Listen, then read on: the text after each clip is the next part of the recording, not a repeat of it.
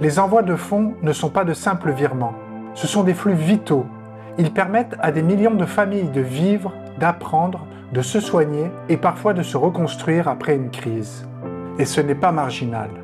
En 2024, les envois de fonds vers les pays à revenus faibles et intermédiaires ont atteint plus de 700 milliards de dollars, un montant supérieur à l'aide publique au développement, confirmant leur rôle central dans le financement du développement. Entre 2024 et 2030, ces flux devraient dépasser cumulativement 5 000 milliards de dollars, avec un tiers des montants qui atteint directement les zones rurales, là où les besoins sont le plus importants.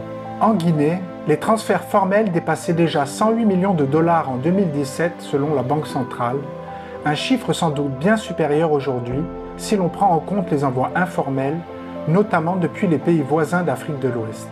Ces fonds couvrent les dépenses courantes, les frais de santé, d'éducation, le logement, mais servent aussi à épargner ou à lancer des activités génératrices de revenus. Pourtant, les coûts de transfert restent parmi les plus élevés au monde, atteignant jusqu'à 8% en Afrique de l'Ouest, loin de l'objectif de 3% fixé par l'ODD 10. C'est pourquoi l'OIM considère la réduction de ces frais comme une priorité. L'organisation agit pour renforcer l'inclusion financière, soutenir l'innovation et favoriser un usage plus productif des fonds envoyés. Les envois de fonds ne créent pas de dépendance. Ce sont des leviers d'autonomie, de résilience économique et de développement local.